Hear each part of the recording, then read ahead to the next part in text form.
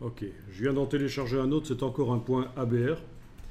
Bon, mais voyons un peu, pour ceux qui n'auraient pas tout à fait compris, si vous avez affaire à des brushes sous forme d'image, vous allez bien sûr devoir capturer la brush.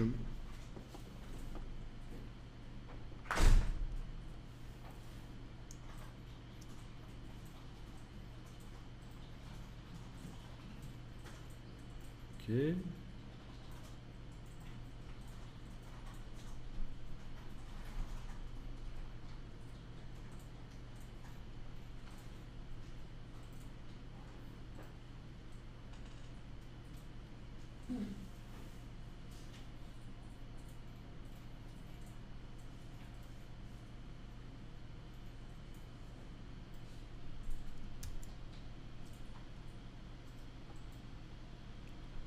Donc, en chargeant l'image dans Photoshop,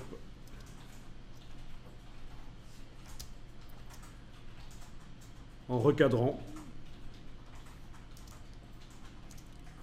pour ne garder que la brush qui m'intéresse,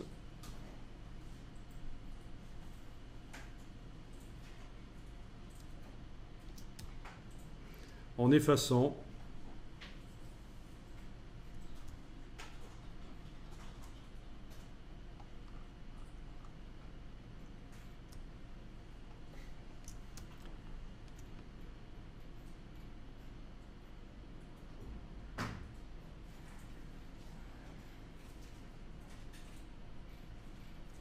alors les brushes dans Photoshop, ça a beaucoup évolué ces dernières années, mais ça arrive à peine à la cheville d'un logiciel spécialisé dans le dessin comme Corel Painter. Alors il se trouve que Corel Painter est peu connu en Europe, sauf en Europe du Nord. D'ailleurs en général quand je parle de Corel Painter, la première réaction c'est Corel Draw? Ouais, Ben non, pas du tout. pourquoi? Ben parce que ça n'a rien à voir. Sauf que c'est la même marque, mais ça n'a rien à voir. Ouais, mais bon, c'est la même firme. Ben oui. Ah, d'accord. Corel est en avance pour certaines choses. Donc, c'est pas- Mais en fait, ils ont racheté le logiciel et c'est un logiciel qui existe depuis assez longtemps. Moi, je travaillais déjà dedans au début des années 90. C'est un logiciel qui possède une technologie brevetée Natural Media qui lui permet de faire vraiment des choses assez extraordinaires. Donc si vous cherchez un peu Corel Painter sur le web, vous allez voir. Alors ici, édition, définir une forme prédéfinie. Vous avez vu, hein, donc c'est une image que je suis allé chercher sur le web, j'ai recadré et nettoyé un peu, et voilà, j'ai une forme prédéfinie qui peut me servir.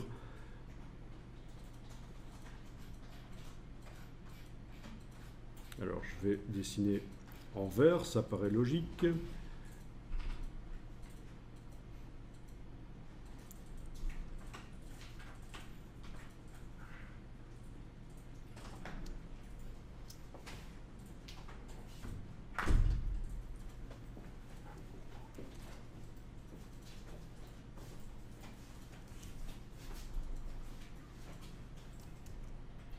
Alors on a une variation d'angle là. Ouais.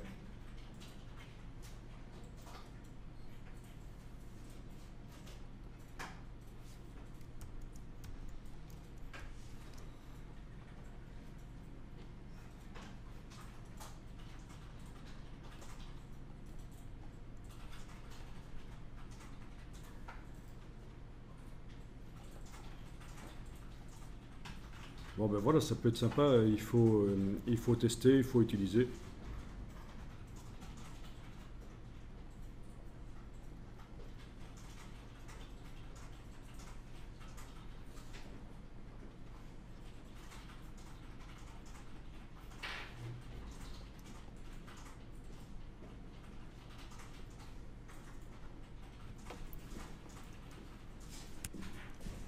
Bon ben je vous montre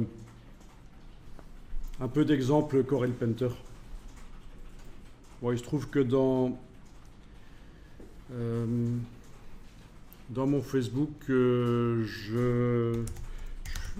suis responsable d'un groupe d'utilisateurs Painter où il y a des exemples. Alors, quelques exemples parlants. Donc c'est au départ de photos en fait, hein, avec les brushes Painter. Bon, il y a tous les genres. Hein.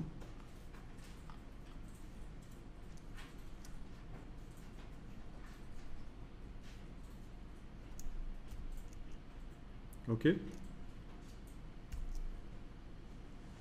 Il y a vraiment tous les genres. Mais quand on voit l'image numérique, on penserait que c'est une photo d'un dessin, parce qu'en fait, ça simule vraiment très très bien le pastel, l'huile, la peinture à l'huile, l'aquarelle. Il y a même des systèmes automatiques pour dessiner à la manière de Van Gogh et d'autres peintres. Par contre, au niveau utilisation, c'est quand même complexe. Hein. Par rapport à Photoshop, vous pouvez multiplier par 3 ou 4 la complexité d'utilisation et ça nécessite de maîtriser le dessin en fait. Hein. Il faut savoir se dessiner, ça peut aider vraiment de savoir dessiner. Mais bon. Donc je ne vous conseille pas de faire du Painter, je vous dis juste que ça existe et que de manière assez bizarre, en Europe, la peinture numérique comme ça est assez peu développée.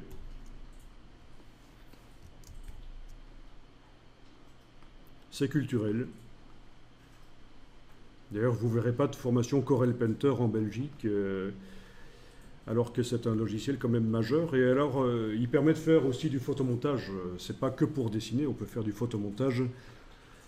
Et l'avantage par rapport à Photoshop, pour ceux qui n'aiment pas l'abonnement Adobe, c'est que c'est une licence perpétuelle, c'est pas un abonnement. Une fois que vous l'avez acheté, vous avez donc la licence de manière perpétuelle, comme avant chez Adobe.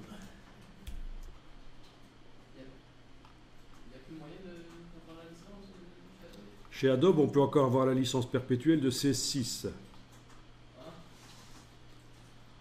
Mais pas les versions suivantes. Les versions suivantes, c'est uniquement abonnement.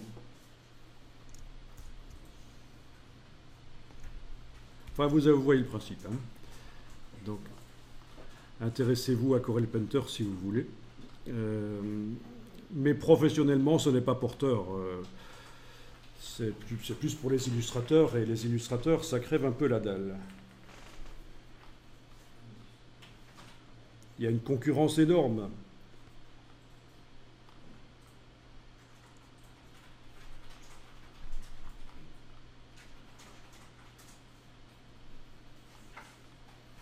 Bon, ça, c'est des amateurs hein, qui postent leurs trucs. Il doit y avoir des illustrateurs professionnels dans le tas aussi. Mais il y a parfois des choses un peu moches. Hein. C'est certain.